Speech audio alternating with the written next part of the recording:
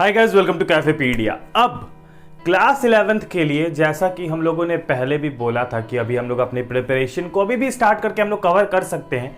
तो मैंने एक वीडियो बनाई थी बीच में जो काइंड ऑफ मोटिवेशन टाइप के वर्क कर गई लोगों के लिए, और लोगों ने कहा कि वो रेडी है स्टार्ट करने के लिए।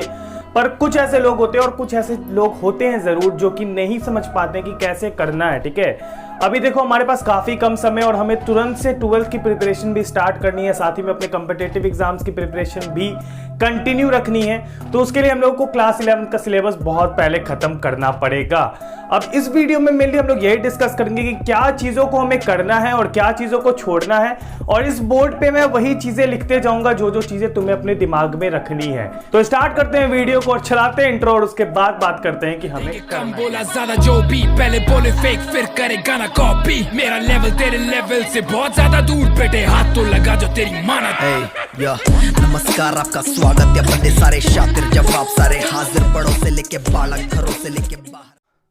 तो गाइस वेलकम बैक। मेरा नाम है ऋतुराज और मैं हूं अपनी ग्रेजुएशन में। अब वीडियो स्टार्ट होने से पहले मैं बता दूं साइंस वाले बच्चों के लिए कि तुम सभी लोगों के लिए एक छोटी सी सरप्राइज है, और वो ये है कि जो इंडिया की टॉप कोचिंग इंस्टीट्यूट में से एक है वाइब्रेंट एकेडमी, जिसमें कि इंडिया के टॉप ऑथर्स पढ़ाते हैं। जो भी आप टॉप बुक्स के नाम सुने होंगे for PCM, for PCB, for IIT, JEE, NEET and all, जो भी आपने टॉप बुक्स के नाम आज तक सुने होंगे, सभी के जो ऑथर है वो सबसे top and leading institute vibrant academy में पढ़ाते हैं, जिसके डायरेक्टर एमएस चौहान सर। उन लोगों ने रिसेंटली अपना कोलैबोरेशन कर दिया है विथ अनअकैडमी, और वो अब अनअकैडमी में पढ़ाना स्टार्ट कर चुके हैं। तो मैं आप सभी को बता दूं वाइब्रेंट मैराथन के बारे में, जो कि होने वाला है और जो कि चालू हो जाएगा आज से ही। तो वाइब्रेंट मैराथन में आपकी जो क्लासेस है उसमें आपका सबसे पहला क्लास लेने वाले विकास गुप्ता सर, जो कि एचओडी है मैथमेटिक्स के वाइब्रेंट एकेडमी में। साथ ही में वो पहला क्लास लेने वाले हैं परमुटेशन एंड कॉम्बिनेशन, जो कि एक बहुत इंपॉर्टेंट टॉपिक है। वो लेंगे ये 5 PM 11 नवंबर को, यानी कि आज। और उन्होंने बहुत ही टॉप एंड एडवांस बुक लिख रखी है, जैसे कि advance problems in mathematics, advance problem in coordinate geometry, advance problem in algebra, और ये सभी टॉप बुक्स है जो कि टॉप सेलिंग बुक में से एक है। उसके बाद आपके नरेंद्र अवस्थी सर जो लेने वाले हैं वो लेने वाले हैं गैसियस स्टेट का पार्ट 1, जो कि एचओडी है फिजिकल केमिस्ट्री के। और साथ ही में इनकी जो बुक्स है वो बहुत ज्यादा पॉपुलर है, जैसे कि प्रॉब्लम्स इन फिजिकल केमिस्ट्री या फिर problem in physical chemistry for नीट/एम्स।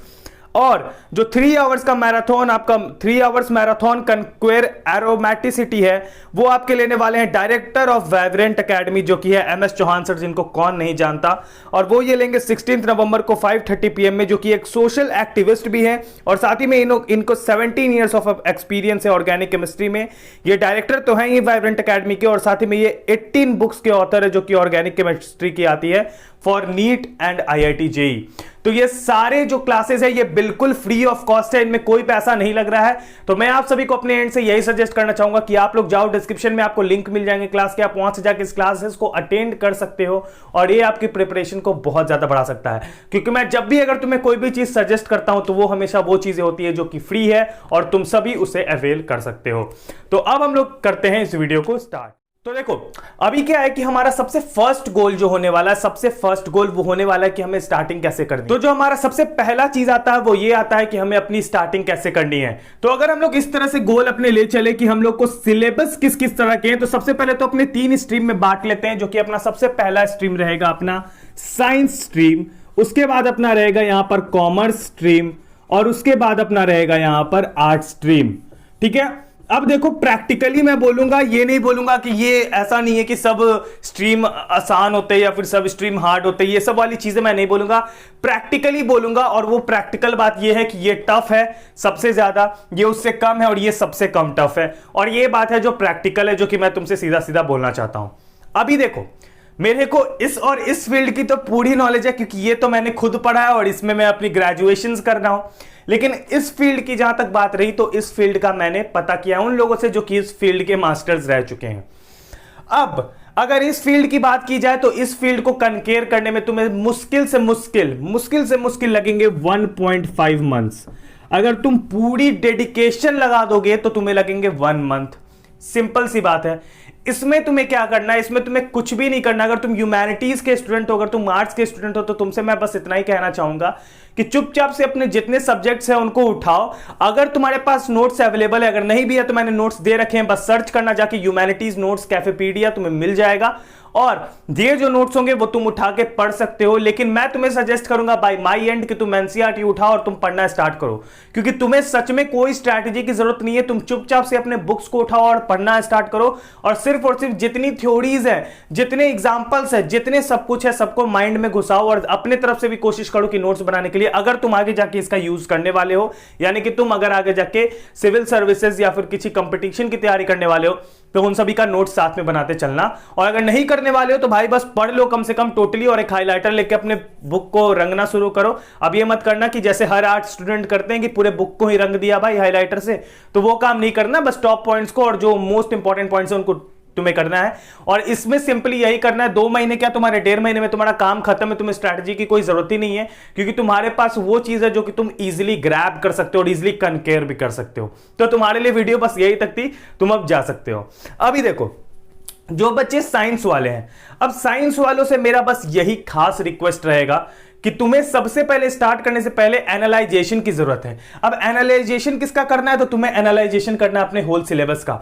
अब तुम्हें एक चीज नहीं पता होगी, अगर तुम जेई या फिर नीट की तैयारी करते हो, तो मेरा पहला सजेशन तुमसे यही रहेगा कि 11th क्लास के जो जो चैप्टर तुम्हारे जेई और नीट का पार्ट है, उन सभी चैप्टर को हाईलाइट कर लो, या फिर उन सभी चैप्टर पे स्टार लगा लो कि वो चैप्टर ज्यादा इंपॉर्टेंट है करने। ठीक है, बाकी जितने चैप्टर्स हैं उन चैप्टर्स को करना ही करना है, क्योंकि वो भी इंपॉर्टेंट है तुम्हारे क्लास 11th के लिए। पर तुम्हारे जो आईआईटी जेई या फिर नीट वाला अगर तुम्हें करना है, तो तुम्हारे लिए वो सारे चैप्टर्स इंपॉर्टेंट है। अब देखो एकदम प्रैक्टिकल बेस, अगर नॉर्मली मैं बताऊं ना एक चीज एकदम बिल्कुल सीधा साधा आदमी की तरह, तो भाई जो चैप्टर को तुम स्टार लगाने वाले, जो कि तुम्हारे आईआईटी जेई या फिर नीट में पूछे जाने वाले हैं, तुम बस उन चैप्टर्स को ही पढ़ो। और तुम क्लास 12th में जो क्लास 12th के चैप्टर्स रहेंगे उन सारे चैप्टर्स को पढ़ना। मैं बताता हूं उसके पीछे का रीजन। क्लास 11 से कुछ भी तुम्हारे क्लास 12th में नहीं पूछा जाएगा, मेरी बात सुन लो। और जो भी रिलेटेबल टॉपिक्स है तुम्हारे क्लास 11th और क्लास 12th के, वो वही टॉपिक्स है जो कि तुम्हारे आईआईटी जेई और नीट के एग्जाम्स में पूछे जाते हैं। तो बेसिकली जो भी तुम्हारे टॉपिक्स है क्लास 11 के, जो कि तुम्हारे जेई और नीट में आने वाले हैं, तुम उन सभी टॉपिक्स को कर जाओ क्लियरली। और ये 30% सिलेबस रिडक्शन के लोचे में मत फंसना, बस यही रिक्वेस्ट रहेगा, क्योंकि अगर वो चीजें हटाओगे तो तुम्हारे जेई और नीट का सिलेबस का रिडक्शन नहीं हुआ है। तो एक समझदार नागरिक की तरह, एक समझदार बच्चे की तरह सिर्फ और सिर्फ उन चीजों को उठा लो जो कि तुम्हारे जेई नीट में पूछे जाने वाले हैं, और उन सभी चीजों को अच्छे से पढ़ लो ताकि तुम क्लास 12th की ओर मूव कर सको। ऑनेस्टली बताऊं तो क्लास 12th में क्लास 11th के कोई चीजें काम नहीं आएंगी। अगर तुम क्लास 11th कुछ भी नहीं पढ़ते हो तब भी तुम क्लास 12th कैच कर सकते हो, लेकिन अगर तुम्हारा गोल है कि तुम्हें साइंस फील्ड में आगे जाना है, तो तुम्हारी क्लास 11th के वो चैप्टर तो जरूर करने जो कि आईआईटी जेई और नीट में पूछे जाएंगे। ठीक है, अब ये मेरा एक ऑनेस्ट ओपिनियन था, क्योंकि मैंने भी क्लास 11th को उतने गौर से ध्यान से नहीं पढ़ा था, और क्लास 12th में गया था, मुझे कोई प्रॉब्लम नहीं आई थी। ऐसा ही हर किसी के साथ होता है, अगर कोई भी सीनियर्स हो तो पूछ सकते हो वेरिफिकेशन के लिए। ठीक है, अभी तुमको क्या करना है, सबसे पहली चीज की है, तीनों स्ट्रीम के लिए मैं बता दूं कि अभी तुम लोगों को दिवाली के टाइम पे स्टार्ट नहीं करना है। ठीक है, आज से या कल से स्टार्ट नहीं करना है, करोगे नहीं हो पाएगा, सिंपल सी बात है। और अगर तुम बिहार या फिर यूपी जैसे स्टेट के हो, तो तुम्हें पता है कि अभी दिवाली के बाद छठ पूजा भी आने वाला है, जो कि हम लोग के लिए सबसे इंपॉर्टेंट फेस्टिवल में से एक है, यानी कि सबसे इंपॉर्टेंट फेस्टिवल ही, ऐसे ही बता दूं नॉर्मली। तो छठ पूजा भी आने वाला है, तो अगर तुम्हारे घर में होता है तब भी तुम नहीं पढ़ पाओगे। तो अगर तुम्हारे घर में छठ पूजा वगैरह होता है तो तुम उसके बाद स्टार्ट कर सकते हो। ठीक है, लेकिन अगर नहीं होता है, सिर्फ दिवाली तक ही है, तो तुम दिवाली के बाद स्टार्ट कर सकते हो, जस्ट दिवाली के बाद। ठीक है, लेकिन अभी स्टार्ट करने का कोई फंडा नहीं बनता है, क्योंकि तुम्हें मेंटली भी अपने आप को खुश रखना पड़ेगा अगर तुम्हें पढ़ाई करनी है। ठीक है, और अगर तुम अपनी ये पढ़ाई करने लग जाओ अभी से, और अगर बीच में दिवाली आई, तुम्हारे दोस्त लोग एंजॉय कर रहे हैं, तुम्हारे फैमिली मेंबर्स एंजॉय कर रहे हो और तुम पढ़ रहे हो, तो तुम्हारा दिमाग बिल्कुल हिलेगा, और तुम जो भी पढ़ रहे थे उसमें भी कंसंट्रेशन नहीं लगेगा, वो तो भूल ही जाओगे, और साथ ही में तुम्हें कुछ इरिटेशन भी हो जाएगा। तो उस इरिटेशन को अवॉइड करने के लिए दिवाली के बाद ही स्टार्ट करें, उससे पहले स्टार्ट करने की कोई जरूरत नहीं है। ठीक है, I guess you got my point. Okay, तो ये हो गया अपना साइंस का फंडा, दिवाली के बाद से स्टार्ट करना है। सबसे पहले सिलेबस में क्लास 11th के वो सारे टॉपिक्स को हमें मार्क कर लेना है जो कि आईआईटी जेईई और फिर नीट में पूछे जाने वाले हैं। सबसे पहले उन सभी चैप्टर्स की थ्योरी करनी है with the help of YouTube, with the help of any app. अगर तुम किसी ऐप का यूज करते हो तो वो सारे ऐप के हेल्प से तुम्हें थ्योरी पूरी करनी है। नोट्स की टेंशन मत लेना, नोट्स तुम्हें फिजिक्स, केमिस्ट्री, मैथ, बायोलॉजी सबके नोट्स, मैथ्स के नोट्स नहीं होते हैं, ठीक है। कुछ लोग बोले थे मैथ्स का नोट्स दे दो, मैथ्स का कुछ नोट्स नहीं होता है, ठीक है। तो फिजिक्स, केमिस्ट्री और बायोलॉजी तीनों का नोट्स मैंने डाल रखा है, तुम्हें मिल जाएगा अगर सर्च करोगे नॉर्मली, और उसके बाद फिर तुम्हें स्टार्ट कर देना है, ठीक है। अभी अगर डरने लग जाओगे, अगर डरने के लिए बैठ जाओगे कि नहीं होगा मुझसे, अकेले मैं कैसे कर पाऊंगा, मेरे पास कोई गाइडेंस नहीं है, कोई टीचर नहीं है पढ़ाने वाला, तब तो कभी नहीं होगा। लेकिन अगर अभी स्टार्ट कर दोगे, तुम्हारे पास बहुत सारे ऑप्शन है, ये तुम्हें भी पता है, पर तुम उसे ढूंढना नहीं चाहते हो और मेहनत नहीं करना चाहते हो अपने एंड से, तो अगर तुम मेहनत करोगे तो तुम्हें मिल जाएगा, जाके यूट्यूब को उठा लो, ठीक है। कॉमर्स वाले बच्चे, अब तुम्हें एग्जैक्ट 2 मंथ लग जाएगा, ठीक है। अगर साइंस के हो तो तुम्हें 2 मंथ एग्जैक्ट लग ही जाएगा, ये तुम जान जाओ, और ये रियलिटी है, 2 मंथ लगेगा एग्जैक्ट। बस बहुत स्पीड करना पड़ेगा और थ्योरी पे ज्यादा कंसंट्रेशन थ्योरी पे देना, न्यूमेरिकल्स पे थोड़ा मोड़ा कंसंट्रेशन देना, लेकिन थ्योरी पे टोटल कंसंट्रेशन देना है, ठीक है। ये याद रहेगा, क्योंकि न्यूमेरिकल तुम आगे जाके पढ़ सकते हो, अगर तुम्हें नहीं पता हो तो तुम्हें मिल जाता है इतना गैप। अगर तुम जेई की तैयारी कर रहे हो या फिर नीट की तैयारी कर रहे हो तो तुम्हें इतना गैप मिल जाएगा कि तुम अपने 11th के न्यूमेरिकल्स भी उस समय शार्प कर सको, लेकिन थ्योरी को स्किप नहीं करना है, ठीक है। अब आ जाते हैं कॉमर्स वाले लोगों पे। तो जो बच्चे कॉमर्स के, बेसिकली कॉमर्स वालों के लिए मेरा बस एक ही रिक्वेस्ट रहेगा, या फिर कह सकते हैं एक ही सजेशन रहेगा कि तुम्हारा सिलेबस अगर तुम चाहो तो 1.5 महीने में इजीली निपटा सकते हो, ठीक है, इजीली। बस मेरे बातों का ध्यान देना। क्लास 11th के पहले 5 से 6 चैप्टर को जितना हो सके उतने कंसंट्रेशन के साथ पढ़ना इन अकाउंटेंसी। बिजनेस स्टडीज, इकोनॉमिक्स, ये सारी चीजें बहुत फुद्दू हैं और बहुत ही इजीली कैच हो जाएगा।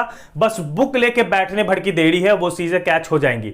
लेकिन एक चीज जो तुम्हें परेशान करेगा वो है अकाउंट्स, और अकाउंट्स में पहले 5 से 6 चैप्टर को पूरी तरह से पढ़ना। 3 से 4 चीज बेसिक्स दो है वो तुम्हें दिमाग में होनी चाहिए, जैसे कि जर्नल तुम्हें कोई भी उठा के दे दूं, जर्नल तुम्हें बनाना आना चाहिए, लेजर में कन्वर्ट करना आना चाहिए, तुम्हें ट्रायल बैलेंस आना चाहिए, तुम्हें बैलेंस शीट आना चाहिए। अगर ये सारी चीजें, या फिर फाइनल अकाउंटिंग का profit and loss account, trading account, ये सारी चीजें तुम्हें आनी चाहिए। अगर ये सारी चीजें आती है तो 12th को कैच कर लोगे, ठीक है, 12th को कैच कर लोगे। लेकिन अगर यही सारी बेसिक्स वाली चीजें नहीं आती है तो 12th में कुछ नहीं कर पाओगे, तुम्हें दोबारा पढ़ना पड़ेगा ये सारा चीज। तो पहले इनको स्ट्रॉन्ग करो, फिर उसके बाद दूसरे चैप्टर्स में जाओ, उनके प्रैक्टिकल्स बनाने की कोशिश करो। और थ्योरी, एक चीज याद रखना कि थ्योरी तुम्हारे हर चैप्टर्स के इंपॉर्टेंट हैं। अगर आगे जाके सीए या सीएस करना है या फिर कुछ भी ऐसा जो कि उस चीज से रिलेटेड है, ठीक है, तो एक चीज मैं तुम्हें यहां पर बता दूं, एक्सेप्ट बीकॉम, बीकॉम के लिए तुम्हें क्लास 11 12 में नहीं भी कंसंट्रेशन दोगे तो वहां जाके तुम्हें फिर से वही चीजें पढ़नी है जो तुम्हें 11 12 में पढ़नी थी फॉर 1 ईयर। लेकिन वो सभी चीजें करनी है, सीएस ये सारी चीजें करनी है, तो वहां पर अपना दिमाग पूरे ध्यान में लगा लो कि 30% सिलेबस रिडक्शन के पीछे मत भागो, पढ़ो वो सारी चीज जो तुम्हारे सिलेबस में है, लेकिन थ्योरी बिल्कुल एकदम सटीक दिमाग में होने चाहिए। और प्रैक्टिकल्स तुम जितना ज्यादा प्रैक्टिस कर पाओ उतना बेटर। कोशिश किया करो कि एक क्वेश्चन में मैक्सिमम, एक प्रैक्टिकल क्वेश्चन में मैक्सिमम 10 से 15 मिनट दे रहे हैं, क्योंकि मैंने देखा है कि बहुत लोग हैं जो एक प्रैक्टिकल क्वेश्चन को बनाने में 1-1 घंटे लगाते हैं, और वो बेवकूफी है 1 घंटा लगाना।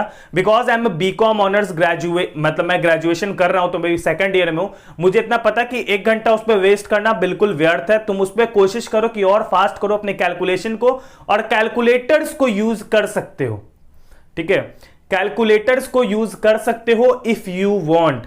अगर तुम्हें कोई ये बताता है कि कैलकुलेटर मत यूज करो, कैलकुलेशन फास्ट हो जाएगा वगैरह वगैरह, तो मैं तुम्हें अपने एंड से बस यही सजेस्ट करूंगा कि कैलकुलेटर्स को यूज करो, और धीरे धीरे आदत भी बनाओ कि खुद से भी कैलकुलेशन कर रहे हैं।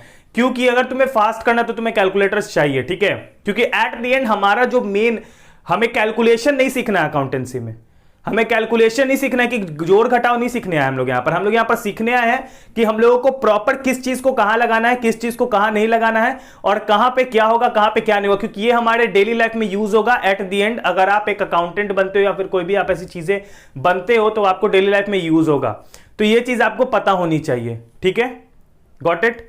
बस अब 1.5 महीने लगातार लग जाओ, दिवाली के बाद से स्टार्ट कर दो और रगड़ दो पूरा, ठीक है। डेली का 2-2 घंटा दे दो, 2 घंटा 3 घंटा अकाउंटेंसी को दे दो, 1 घंटा बिजनेस स्टडी को दे दो, 1 घंटा इकोनॉमिक्स को दे दो, तुम्हारा काम खत्म है, ठीक है, ये हो जाएगा तुमसे बहुत बढ़िया। अब देखो ये चीज में थोड़ा मास्टर हूं, इसीलिए तुम्हें अच्छे से एकदम सलाह देने की कोशिश कर रहा हूं एज अ बड़ा भाई। अब तुम तीनों फील्ड को मैंने कवर कर लिया है, अब तुम तीनों फील्ड को समझ में आ गया कि कैसे करना है स्टार्ट और कैसे नहीं करना है। बस स्टार्ट करो, बीच में हर एक समय बीच बीच में ऐसी वीडियोस तुम्हें देते रहूंगा कि तुम्हारा जो मनोबल है, तुम्हारा जो मोटिवेशन है वो बना रहे और तुम अपने काम को पूरी तरह से एंड कर रहे हो। लेकिन आज नीचे में ये कमेंट जरूर करके जाना कि तुम सिलेबस कंप्लीट करके रहोगे। वहां पर बस एक कमेंट मेरे को चाहिए जो कि हर किसी से चाहिए, और वो ये है कि चैलेंज एक्सेप्टेड। बस वो कमेंट नीचे कर देना ताकि मुझे भी पता चल जाए कि कितने लोग अभी रेडी हो चुके हैं अपने सिलेबस को कंप्लीट करने के लिए। जिन लोगों ने थोड़ा मोड़ा पढ़ रखा है फिर से एक फ्रेश स्टार्ट कर सकते हैं, लेकिन जिन लोगों ने बहुत ज्यादा पढ़ रखा, अगर वो चाहे तो बीच से भी कंटिन्यू कर सकते हैं, कोई दिक्कत नहीं है। तो वीडियो अच्छी लगी हो तो वीडियो को लाइक करना। टिल देन अपना ख्याल रखना। Bye bye, take care.